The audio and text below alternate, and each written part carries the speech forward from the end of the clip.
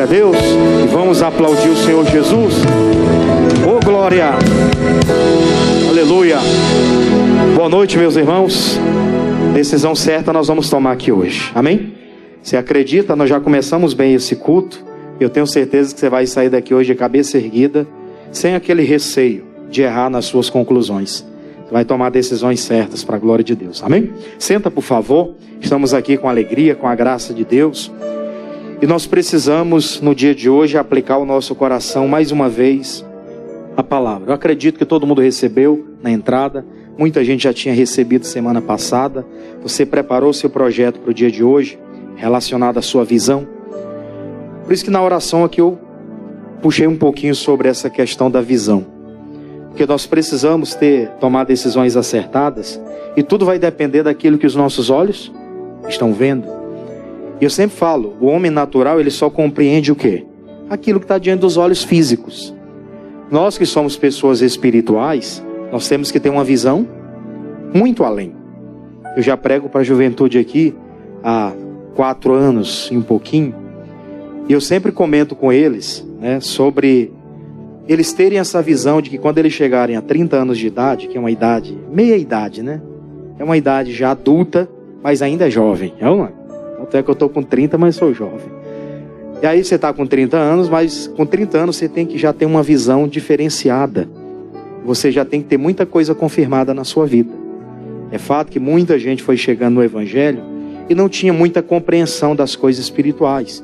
Então, às vezes demora um pouquinho para a pessoa entender e se encaixar. Mas quem desde cedo sempre esteve, ele tem uma facilidade maior para poder alcançar, galgar posições grandes na vida. E a gente tem que entender que na proporção que a gente vai crescendo, a nossa estrutura vai aumentando, automaticamente vão aumentando também as cobranças. E se a nossa visão ela não for correta, nós podemos tropeçar em alguma coisa. Eu queria abrir a Bíblia com você no primeiro livro de Samuel, vamos lá? Primeiro livro do profeta Samuel, capítulo de número 16. Eu quero ler com vocês a partir do versículo de número 6. Diga graças a Deus. Daqui a pouco você vai escrever, ou muita gente já escreveu, e você vai colocar, quando você passar pelas portas, dentro do cesto, a sua visão com relação ao seu ano. O que você tem como visão para esse ano? E aí nós vamos colocar ali dentro do gasofilaço, para ficar para as orações até o dia 31 de dezembro desse ano. Glória a Deus. Eu, juntamente com os pastores, nós temos essa responsabilidade, os obreiros, pregadores, de sempre quando estivermos aqui na igreja, em alguma vigília, em algum momento de reunião, chegar aqui e colocar a mão aqui sobre essa urna e determinar a bênção sobre a vida das pessoas. Tem muitos sonhos aqui que foram depositados no altar. Diga amém por isso. Eles vão ficar só no altar? Eles vão se concretizar na vida das pessoas. Nós vamos ouvir testemunho de bênção. Amém? Diz assim a palavra, primeiro livro de Samuel, capítulo 16. Eu vou ler com você o versículo 6. Quem encontrou, diga amém. Então vamos ler, diz assim a palavra. E sucedeu que, entrando eles, viu a Eliabe e disse, certamente está perante o Senhor o seu ungido. Porém o Senhor disse a Samuel, não atentes para a sua aparência e nem para a grandeza da sua estatura, porque eu tenho rejeitado. Porque o Senhor não vê como o homem vê, pois o homem vê o que está diante dos olhos, porém o Senhor olha para onde? Para o coração. Preste bem atenção nesse detalhe. Eu sempre costumo falar que o profeta Samuel aqui nessa ocasião, ele não era um profeta inexperiente, ele não era alguém que estava em pecado ou coisa parecida. Só que naquele dia, sendo um profeta de Deus, ele tomou uma decisão precipitada. Ao invés de agir de acordo com a visão de Deus, ele olhou para a visão natural. Ao invés de falar com Deus, Deus tinha falado que dentre os filhos de Jessé, ele iria lá e ungiria um rei. Aí ele vê o primeiro personagem, era o mais velho no caso também, Era o mais velho, ele tinha uma postura. Ele olha para o Eliabe e ele disse, certamente está perante mim o ungido do Senhor. Ele expôs isso com as suas palavras. Aí é o que eu quero comentar com você. Por mais que nós sejamos experientes naquilo que fazemos, nós temos que ter muito cuidado ao chegarmos a algumas conclusões. Porque nós podemos errar feio se a nossa visão não estiver baseada na visão de Deus. Com a nossa experiência, tem gente aqui que eu tenho certeza que com a sua experiência de mercado de trabalho, com aquilo que você já fez, teve dias que você pensou algo e depois deu errado. Aconteceu já com alguém aqui? Ninguém, gente. Está todo mundo tomando decisão certa a vida toda. É claro que a gente erra em algum momento. Pode ser que em algum momento da nossa trajetória tivemos algumas conclusões erradas. E não é porque pecamos, não é porque falhamos, não é porque Deus não é conosco, como muita gente interpreta assim. Deus era com Samuel. Samuel era um homem de Deus. Mas naquela ocasião, ele olhou para o natural, ao invés de esperar e de ter a visão de Deus para saber quem ele ungiria como rei. Deus falou que era um dos filhos de Jessé. Ele não disse o nome. Ele deveria ir lá e ter a visão de Deus para saber a quem ele derramaria o azeite sobre a cabeça. Isso aqui a gente tem que pensar muito bem. Que Deus vai nos abençoando, nós vamos crescendo na vida, nós vamos alcançando responsabilidade de destaque, e se nós não vigiarmos, vai ter momentos que nós vamos beneficiar gente que não era para beneficiar, infelizmente, colocar para trás gente que Deus tem plano para a vida dela, para colocar ela lá em cima. Isso é muito sério, gente. Se alguém chega a esse ponto de dizer, eu sou uma autoridade, e eu tenho várias pessoas à minha disposição, esse eu posso fazer isso, esse eu posso colocar naquela posição. Se ele não tiver a visão de Deus, ele pode colocar pessoas certas no lugar errado. Isso é um crime gravíssimo. Ter pessoas certas aonde? No lugar errado. As coisas não funcionam. É tipo assim, imagina, um exemplo, tá? Que a maioria, acho que você entende um pouquinho de futebol. Tem as mulheres. Vou falar do que eu entendo. Do que eu não entendo, eu não comento. Mas imagina, eu sou um zagueiro, eu só sei jogar na zaga. Meu negócio é marcar as pessoas, é não deixar o cidadão chutar a bola. Eu sou assim. Eu sou daquele que a bola passa, mas o cara não passa, né? Aí, se me botar lá na frente para me ser atacante, para me fazer gol, para me cabecear para dentro do gol, para me driblar, eu não vou conseguir gerar. Se o treinador chegar e disser, rapaz, você vai jogar de meio atacante hoje, você vai armar o time aqui, eu vou dizer, vixe, cruz credo. Ele já entrou do lado errado, porque eu não vou conseguir render naquela posição. A minha posição é de quê? É de defensor. Eu sou aquele que eu fico aqui, eu já estou preparado. O cidadão vem ali, eu fico de olho nele, eu esqueço até a bola. A bola pode passar, agora ele não passa. Essa é a minha função. Estou dando um exemplo básico. Se me colocar na posição errada, pode ser que a gente não renda. E pode ser que você hoje seja uma pessoa boa naquilo que faz. Mas talvez aquilo que você está exercendo agora não é a sua capacitação. Não é onde você consegue render os seus 100%. Talvez você é uma peça certa no lugar errado, encaixada na posição errada.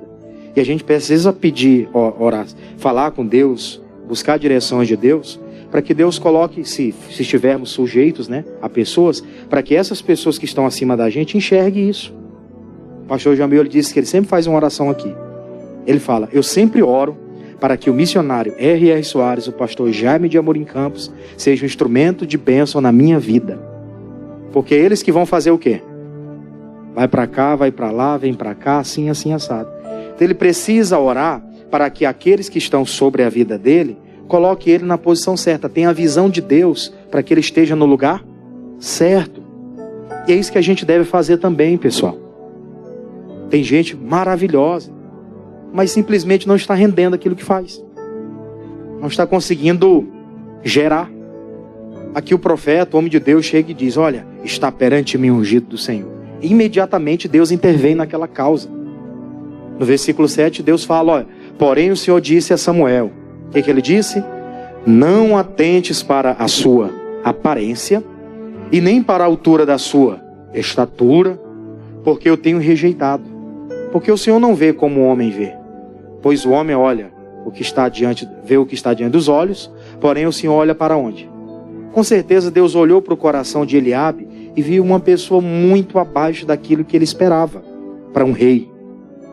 Porque inclusive você vai lembrar que quando teve o alistamento para os homens irem para a guerra, Eliabe, por ser o filho mais velho lá do Jessé, Aminadab e Samar, que eram os 3 mais velhos, eles tinham tanto porte físico, como também eles tinham, provavelmente, idade, né?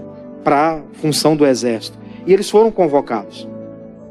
E quando o Davi vai lá para falar com eles, o Davi vai só para pegar informação e levar mantimento. Ele não foi para lá com nenhuma outra finalidade. E foi debaixo da ordem do pai, né?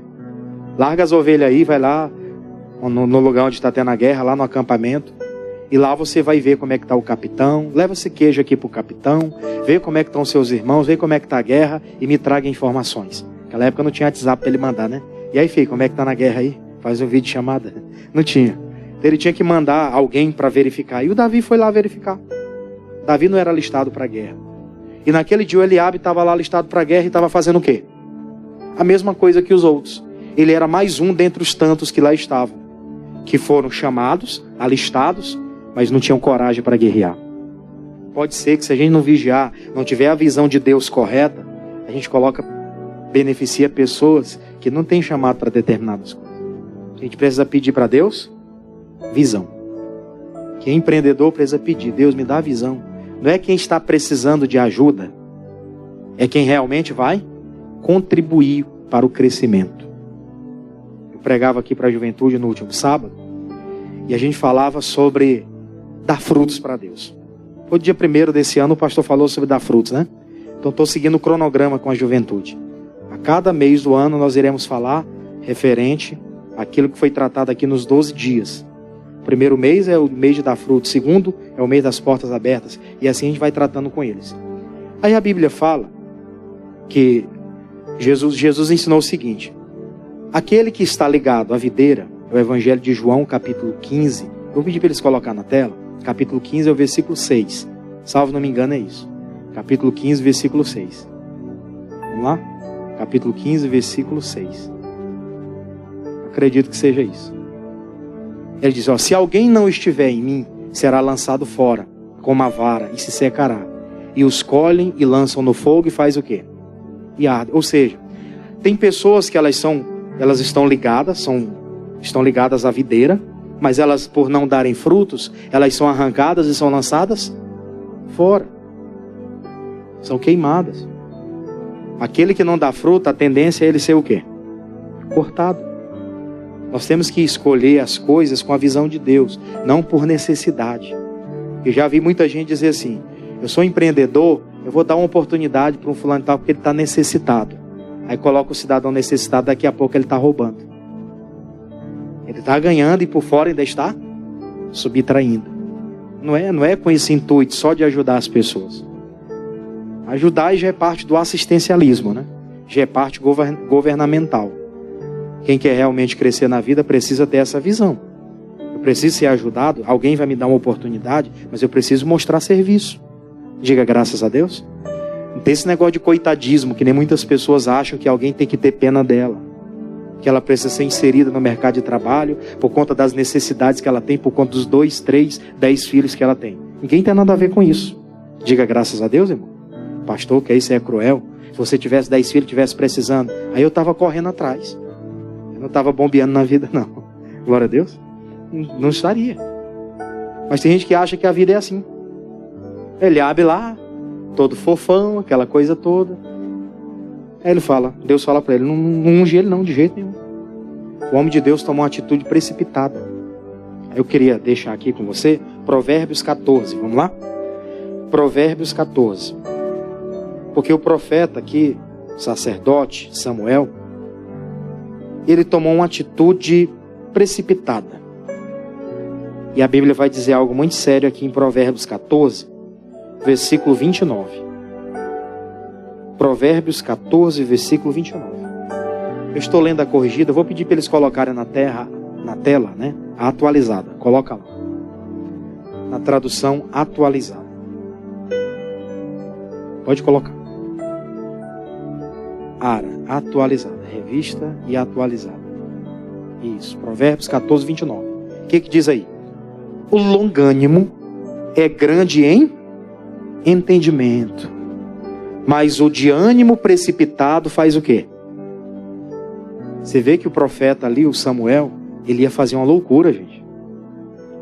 Ele ia ungir como rei de Israel.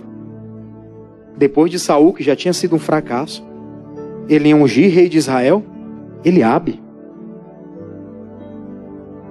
E Deus, antes dele tomar aquela decisão boba, precipitada, vai lá e intervém. Não faça isso não. No caso dele, Deus interveio. Mas no nosso caso hoje, Deus não vai intervir com palavras diretas. Não vai ter uma voz lá do céu falando. Deus vai intervir usando a palavra. Antes de tomarmos uma decisão precipitada, Ele vai enviar uma palavra. Ele vai fazer você ouvir um recado que vai despertar para não tomar aquela decisão. E às vezes tem gente que ouve, tanto faz como tanto fez, deixa passar. Aí toma a decisão errada, as coisas não fluem e diz, por que o diabo está na minha vida? O diabo entrou de bobeira. Por conta de uma decisão precipitada. No capítulo 19, versículo 2 de Provérbios, ele fala que o que precipita, peca.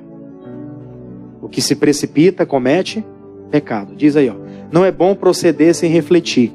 E peca quem é precipitado. Por isso, muito cuidado. Chegou alguém, você já conversou com a pessoa tem uma boa conversa. E às vezes ela já chega mostrando que sabe. Né? Geralmente quando as pessoas querem oportunidade, ela chega dando uma de entendida. Né? Rapaz, eu sei tocar isso aqui. Dó, ré, mi, fá, sol, lá, si. Aí começa, né? Eu também sei. Dó, ré, mi, fá, sol, lá, si. Mas me bota aqui. Eu tô lascado. Eu não sei de nada. Se me botar um violão aqui, eu arranho umas duas coisinhas. Mas nada mais do que isso. Não vai para frente. Não é uma coisa que eu gosto, que eu estou habituado a querer fazer. Sou meio preguiçoso para querer pegar isso aqui e ficar estudando. Isso não é muito para mim. Mas tem gente que aí ela chega lá e começa a dizer, eu quero isso aqui, uma oportunidade. Aí a gente, na nossa inocência, às vezes, por querer ajudar alguém, simplesmente, vamos lá e dá oportunidade. Não é assim que as coisas funcionam. Vou comentar algo com você. Aqui no nosso ministério, já teve várias pessoas que chegaram aqui, bateram na porta. Quero falar com o líder da igreja, porque eu era bispo não sei aonde, porque era não sei o que, não sei aonde. E começa a conversar. Aí o pastor disse assim, mas você não é mais. O pastor é muito inteligente, né? Fica só ouvindo. Você é passado. Você não é mais. Ou seja, se você não deu certo lá, você acha que vai dar certo aqui? Você acha que o problema é o lugar? Você não enxergou que o problema é você? Aí tem uns que botam o rabinho entre as pernas aí, sai por ali, ó. Eles acham que eles vão chegar aqui, é como se fosse um emprego. Não é. Em outros lugares aí é, né? É cabide de emprego. A gente não vai julgar ninguém. Não entende o que é chamado, o que é propósito. Não sabe o que é pagar preço. O que é viver sob obediência. Aí voltando à questão. Ele se precipita ali em tomar aquela decisão. E Deus só não faça isso, homem de Deus. Homem de Deus também erra. Mulher de Deus também pode errar, gente. Por isso que nós oramos todo dia. Por que Jesus mandou orar? Para que não entre em tentação. E quando a gente ora, Deus vai despertando a gente. Você está ali em oração, Deus vai lembrar de algo. Você está ali orando, pedindo algo, Deus te mostra. Você vai enxergando. Você vai falando com Deus, pedindo direções. E Deus vai só colocando as coisas no devido lugar. Eu queria deixar aqui com você, segundo livro dos reis. Isso aqui você já conhece de cor e salteado. Mas eu quero comentar com você sobre essa situação. Segundo livro dos reis, capítulo 6. Eu quero falar um pouquinho do profeta Eliseu. O contexto você já conhece, mas eu quero tratar com você das entrelinhas.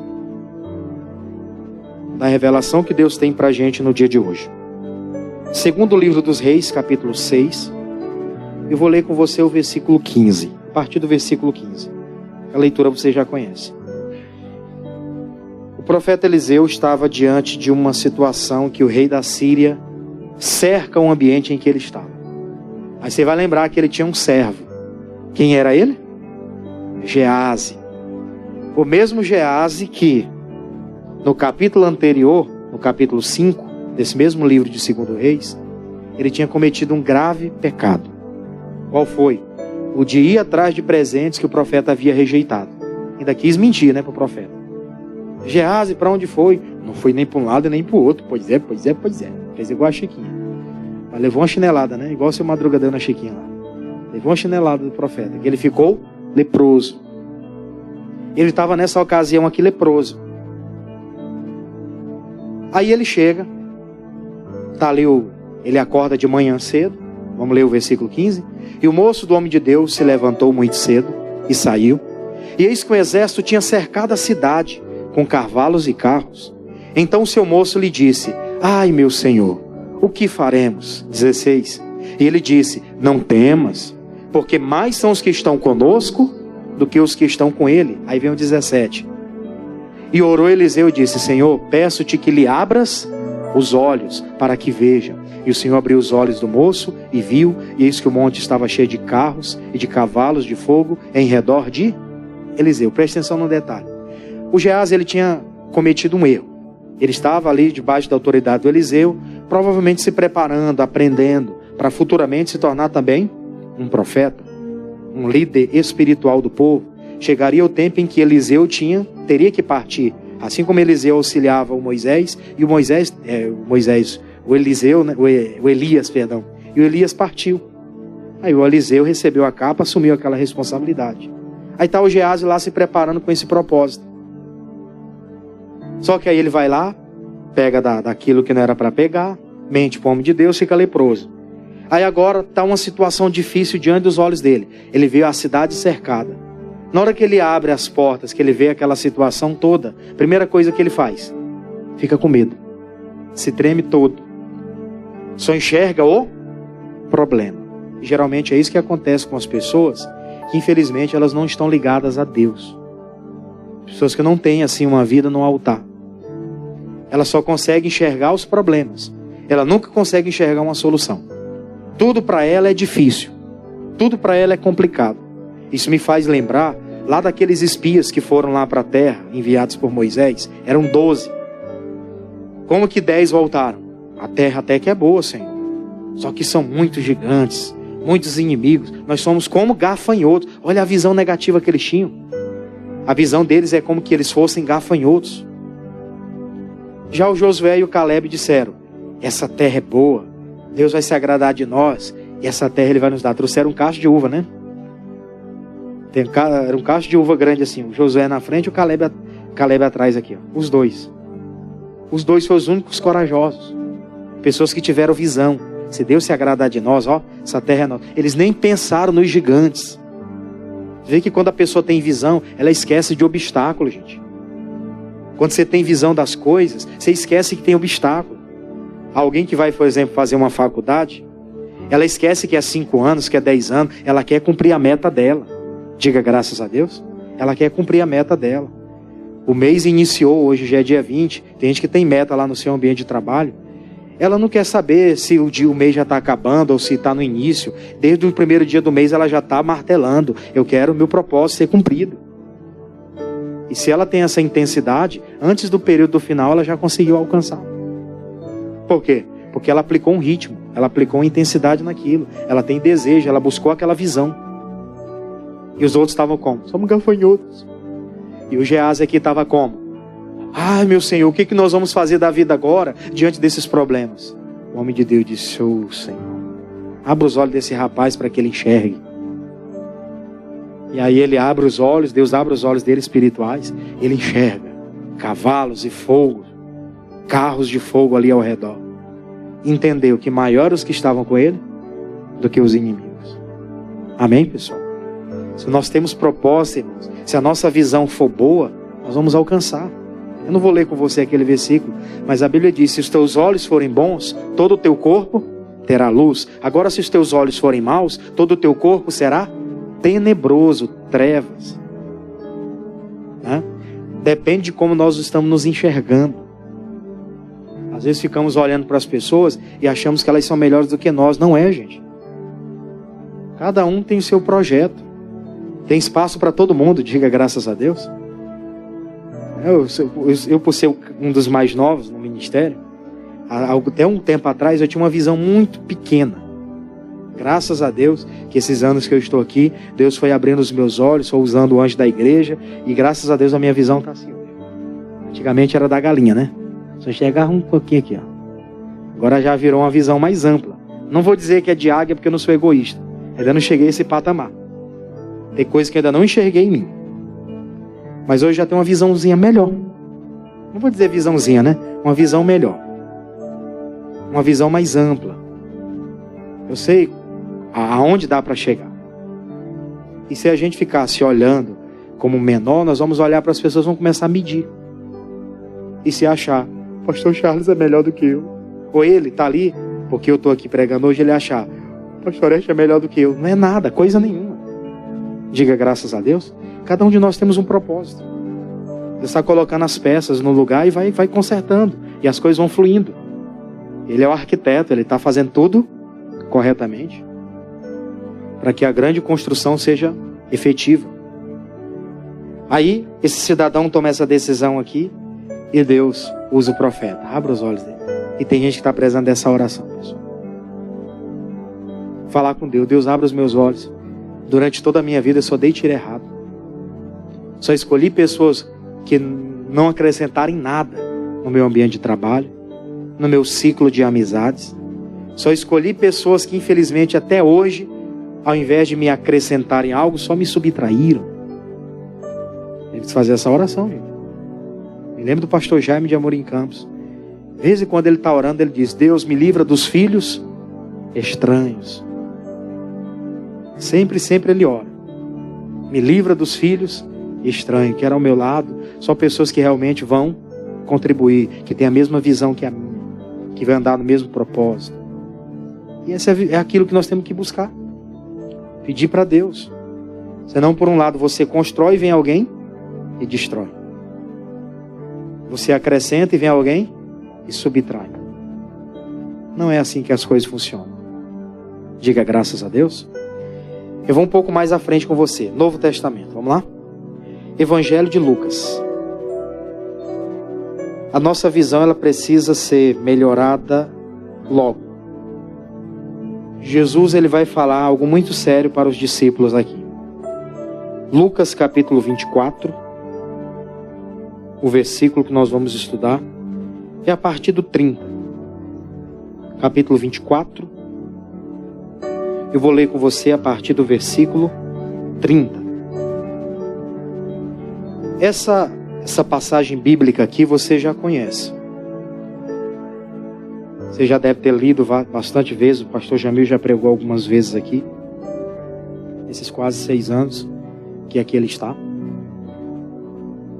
E ele falou sobre esses discípulos que estavam caminhando, estavam em direção a Emaús, né? Haviam saído de Jerusalém, que não era para sair, estavam a caminho de Emaús. Aí você vai recordar que, enquanto eles caminhavam e conversavam, dialogavam acerca dos acontecimentos que estavam tendo ali, sobre a morte de Jesus, sobre as pessoas dizerem que já tinham visto ele, eles foram conversando sobre aquele assunto. Jesus entra ali no caminho junto com ele e vai conversando. E aí, como é que estão as coisas aí? Vocês estão falando de quê? Você é estrangeiro, você não sabe o que está acontecendo aqui no nosso meio? Rapaz, aconteceu, mataram Jesus, hoje é o 3º dia. Esperávamos que ele havia de ressuscitar e até agora nada. E tudo. E eles falando com Jesus ali e não reconheceram. Estavam cegos, tardos, nécios, né? Aí Jesus vai conversando e tal. Eles vão passando do caminho e eles vão chegando lá na cidade. Jesus faz como quem vai seguir a caminhada e eles dizem, fica conosco, já é tarde, entra aqui na estalagem, vamos comer o pão aqui, vamos repartir aqui, vamos descansar, amanhã você segue sua viagem. Você é um viajante, né? Não reconheceram Jesus. Aí diz assim o versículo 30, e aconteceu o quê? Estando com eles à mesa, tomando o pão, o abençoou e partiu, e lhe deu. Versículo 31. E abriram-se-lhes então os olhos, e conheceram. E ele fez o quê? Desapareceu-lhes. 32. E disseram um para o outro, porventura, não ardia o nosso coração, quando pelo caminho nos falava, e quando nos abria as escrituras? 33, para a gente terminar. E na mesma hora, levantando-se, voltaram para Jerusalém, e acharam congregado os 11 e os que estavam com eles. Aqueles homens estavam no caminho, mas eles não conseguiram enxergar de imediato. Se você ler um pouquinho os versículos anteriores, foi o versículo de número 25. Vamos lá rapidinho? Aí 24, 25. Lucas 24, 25. Jesus falou algo muito interessante. E ele lhes disse, o que Jesus disse? Ó nécios, e o quê? E tardos de coração para crer em tudo que os profetas disseram. Jesus já tinha dado uma neles, né? E mesmo assim eles não abriram os olhos. A gente tem que ter esse cuidado para não demorar a enxergar as coisas. Porque pode ser que um desastre está prestes a acontecer diante dos nossos olhos e nós não enxergamos. Tem coisas erradas que poderiam ser consertadas por nós, acontecendo diante dos nossos olhos e nós não enxergamos. Já aconteceu de você confiar tanto numa pessoa, você está ali há muito tempo ao lado daquela pessoa e depois você descobrir que aquela pessoa há anos já fazia algumas coisas, você até hoje nunca percebeu. Ele foi muito artista. Não é que ele foi artista, talvez faltou discernimento para a gente. É diferente, pessoal. Tem coisas que vão aparecendo assim, Deus vai mostrando os sinais. As coisas vão acontecendo e a gente só precisa estar atentos. E hoje eu quero orar com você em cima dessa palavra. Porque nós somos pessoas de Deus. Mas se nós não vigiarmos, nós podemos fazer a mesma coisa que o profeta Samuel iria fazer. Ungir gente que não era para ungir. Abençoar pessoas que não era para abençoar e deixar outras que era para ser abençoada para último plano. E a gente precisa tomar decisões certas. Vamos falar com Deus hoje sobre isso? Dizer, Deus, eu quero ter uma visão diferenciada. Eu não quero fazer que nem um servo de Eliseu, que olha só para o problema e não consegue enxergar uma solução. Eu quero ser Eliseu. E quando ele viu os inimigos lá, ele deu até risada. Porque ele enxergava já o exército de Deus ao seu dispor. Ele enxergando, o salário atrasou. Para você não. Pode ter atrasado assim, assim, assado, mas eu estou acreditando que vai vir até mais acréscimos. Deus está preparando o melhor para mim. Não tem uma visão negativa das coisas, tem uma visão positiva. Amém?